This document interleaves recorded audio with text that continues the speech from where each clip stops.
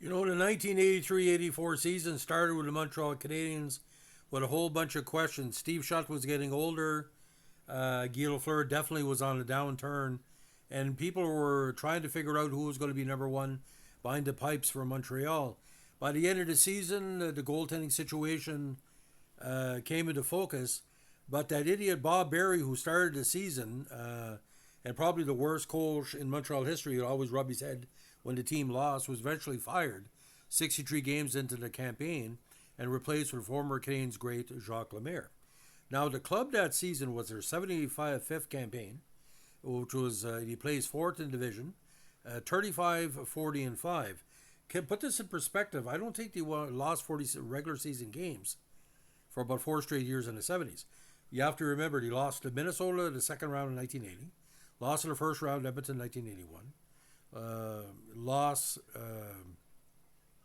in the second round against the Nordiques in 82, and lost to the Sabres in the first round in 83. So there was nothing to look but up. Now, the lost in the first round to Quebec in 82. Now, with the upset of the Boston Bruins in the first round, winning 3-0, they recorded their first playoff series victory since 1980. Then he defeated the provincial rivals, the Nordiques, in the Adams final, and the series notorious for two bench-clearing brawls before the third period of Game 6. One at the end of the second period and right before the start. The Canadiens were finally eliminated in the Prince of Wales Conference Finals. They were saying that Edmonton was going to play Montreal because they won the first two games, but New York won four straight by stopping Montreal from scoring in the last four contests. I think Montreal only scored 5 goals. Now, Bruins finished 29 points ahead of Montreal in the standings. Now, terrible start to season, 4-7, but they rebounded with a 7-5-1 record in November. December 7-6-1 at home, overall. Excuse me. January 7-6-1. They only had two months where they played over 500 at home, and were okay on the road in key situations. But March was terrible. They lost 10 games. And you're saying to yourself, how in the hell are the Montreal Canadiens going to do it? Now, this was the last season that Guy Lafleur scored 30 goals for Montreal. He had 70 points that season. The young superstar Mats Naslund had 64 points, 29 goals. Bobby Smith had 26 counters over from Minnesota at 63 points. The young Guy Carbonneau had 54 points in 78 games, 24 counters. Ryan Walter, who came over to Langway trade, had 20 counters in 73 contests. The very underrated John Chabot had 43 points in 56 games. The veteran on the blue line, Larry Robson, led all rear guards with 43 points. Gainey had 17 goals. Trombley had 14. Mondu had 15 in limited duty. Steve Shutt with an up-and-down season, bad on defense. He scored 14 goals. Christian Island, 338 minutes of penalty, 16 counters.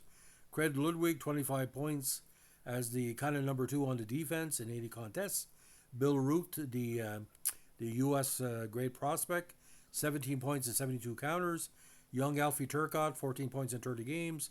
Perry Turnbull over from St. Louis, a bummer, 13 points in 40 games. Jean Hamel, who was almost blinded by Louis Schlegel in the brawl, 13 points in 79 contests. Rick Natras, 12 points in 34 games. Mark Hunter only had 6 counters. Doug Wickenheiser before the trade only had 10 points. Keith Acton before the trade only had 10 points. Ken Carlson, 65 contests, 10 points.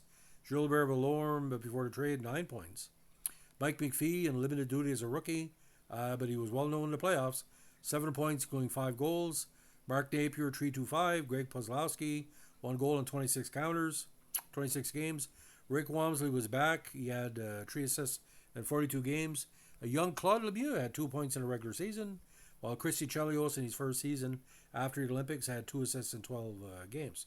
Robert Picard, Rick Green, Dave Allison, Norman Baron, Jocelyn Govro, Mark Holden, Billy Kitchen, Larry Landon, Sergio Momesso, John Newberry, Steve Planey, who only played 4 games in the regular season, but got most of the starts in the playoffs at 4 games, while Richard 70 has 40 games. 70 led all Habs with 16 wins, 338 average with 16 wins and only 2 ties and 40 counters. Now, the playoffs, it got pretty freaky. There was no indication before the series started that Boston was going to outlast Montreal was going to outlast Boston. And here how it broke down. First period at the Boston Garden, Game 1, scoreless. But Chris Chelios, probably the biggest goal of his early career, on the power play scored at 10-12. Fergus followed, but with the Lemaire trap, Bobby Smith scored at 14 minutes for an upset 2-1 victory. Now, Fergus scored at 16:37, and the Boston announcer said, well, Boston's going to come back in the third period. But again, in Game 2, Montreal scored first. That was the key to the whole series. 16 seconds. Fergus tied it up late, but Naslund scored in the power play in the second period, followed by Guy Carbonneau at 19:04 in the third. Back in Montreal, it was all Montreal, with Tremblay and Mondeau scoring in the first period, Gainey and Tremblay in the second period, as well Mike McPhee's first ever playoff counter. Now, going into the Nordique series, a lot of people were predicting Quebec was going to win, and Quebec got the best of Montreal in the opening game. Although Christine Allen opened the scoring to give Montreal a 1-0 lead, Marion Stastny replied at 2:22, Mark Hunter at 9 minutes, and then the thorn in Montreal side, Jean-Francois Sauvé, scored his second on the power play of the postseason. But the Lemaire trap didn't work for the rest of the game. Blake Wesley scored in the second, with Louis Schlegel by distant cousin scoring in the third, 4-2 final. But the big upset, of course, ladies and gentlemen, the 4-1 win at the Colisée. I saw this game live, and I still can't believe it, ladies and gentlemen. Mondeau opened the scoring. Montreal was in a trend scoring first. They held on pretty well until the start of the third period, where Stastny scored his second, but then on it was all Montreal, with Mats Naslund, Steve Shutt, and Perry Turnbull scoring. Steve Penny, of course, got the victory again. So you're saying to yourself, Montreal is doing something here. It's tied. Let's go back to Montreal and see what happens. Now, obviously, Montreal scoring first made a big deal here. Bobby Smith scored at 59 seconds in the first. Pat Price followed at the 9-minute mark. Walter scored a winner in the second, and the Lemaire trap took him the rest of the way. Now, Montreal was hoping to take a 3-1 series lead in this game's available on YouTube. They led early 2-0 with Walter and Carbonneau scoring. Now, even though Wilf Payman scored at 13:36, Tremblay made it 3-0 at 17:31. But Savard, he's third in the postseason, made it 3-2. Now, in the third period, Montreal led all the way until a bad goal to Randy Moller, 11:23. And, of course, Bo Berglund, maybe the biggest goal he ever scored, at the 3-minute mark. So Dan Bouchard, 2-2, I don't know if he was being interviewed by the media, but he said that God told him, or God instructed him, to beat Montreal in 82, and this is where God abandoned the Nordiques. At the Colisée, Game 5, which most of the fans were Montreal, another shutout for the Habs. Mondeau, probably the underrated scorer of the set, scored at 7:56 in the second. Third period, it was all Montreal. Tremblay shut to Naslund in the shorthand. And Bouchard, again, God abandoned him.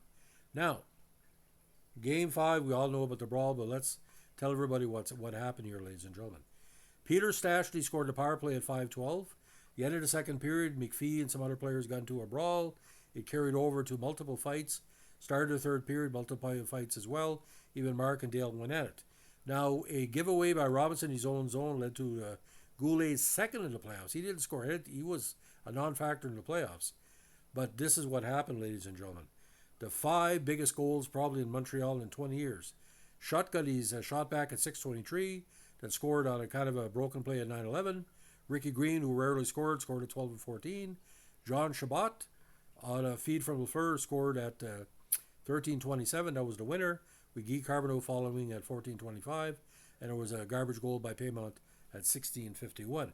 So Montreal's entering the final, the Eastern Conference final, high on emotion. And for some reason, the Islanders didn't show up in Game 1 at the Forum. It was weird back then, ladies and gentlemen, because it was not based on points. It was based on, I guess, what side. Carbonneau scored a winner at 17:41 with Naslund shut in the third period, 3-0 from Montreal. Game 2, Mondeau, another opening score for Montreal, 7:46. Gillies followed 11:58, but Steve Shutt and Naslund made it 3-1. Potvin, first of the postseason at 17:07, but Naslund sixth. On the power play, it was all Montreal. Now, Game 3 at Nassau Coliseum, nobody could score for Montreal at this point other than Mondeau. Thomas Johnson and Greg Gilbert scored in the first period. 13 seconds apart, and that game was pretty well done there. Followed by Bossy, Gilly, and Greg Gilbert in the second, with Mondu getting a 4-1 goal, a 5-1 goal at 17:23. Mark Hunter made it 5-2 at 3:32, but Walmsley was given a start, and basically he didn't. Penny was given a start, but he was taken out, and the magic of Penny was pretty well gone. Now I think here when Montreal lost the series, now Thomas Janssen and Nassau scored at 4:18, but Shutt tied at 12:31. But from then on, Bossy in the second and Gordon Dean in the third. Now in the game 5, back at the Forum, Montreal came out flat. Again, you weren't scoring. Trottier scored in the first, Sutter in the second, Brent of course. Mondu made it 2-1, but Pat Flatley at 15:21 was the insurance goal he needed. Now, Montreal again was not scoring at all, only Mondu and Shutt. Gillies and Bossy scored in the big game at Nassau in the first, followed by Flatley and Bossy in the third period. Montreal was behind 3-1, but like I said, they were giving up 2 goals, and the big key factor is the Islanders were scoring first in each contest. Of course, this was a series where Bob Gainey was almost crippled by Brian Trottier on a cross-check towards the net, and probably one of the most disgusting moments in NHL history. Probably caused Trottier not to be selected for Team Canada at the later Canada Cups. Trottier shouldn't have done that, but it was a bullshit move. We still talk about that. So did the Montreal Canadiens deserve to make the Stanley Cup Finals? No. Did the Montreal Canadiens have a little bit of luck? Yes. The Nordiques and the Bruins were no match for the Islanders. But you got to understand, ladies and gentlemen, the Stachny's were still in Quebec. Okay? And Goulet was flat. I'm going to just recap against Buffalo, okay? The players should be scoring for Quebec weren't scoring. Okay? Barry and Stachny scored in the first game, Anton in the second. Dale Hunter scored some key goals. But the vaunted Quebec offense wasn't there. It didn't work out. But like I said, you got to understand hockey's a weird game. Players get cold and players get hot. I think Steve Shutt was going to score 6 or 7 goals in the postseason after that rotten campaign he had. He wanted out, and he was with LA later on. Lemaire wasn't treating Lafleur with any respect, and that showed in the postseason because obviously he didn't score in the postseason. He was just basically using him for defensive practices. So if Jacques Lemaire would have played Lafleur better, would he have bet the Islanders? Hard to tell, because the Islanders usually had Lafleur's number, like with their defensive players. But ladies and gentlemen, I mentioned at the other podcast about Edmonton winning the Cup in '84. Can you imagine the Montreal Canadiens versus the Edmonton Oilers? You talk about a dream matchup. This is like the 61 Yankees against the 71 Yankees. Who would win? That's the question. So, ladies and gentlemen, this is our latest on our NHL Vintage podcast. Let us know what you think. Want to like, comment, and subscribe or share. As we like to say in Northern New Brunswick, keep your stick in the ice. Have a good one. Bye.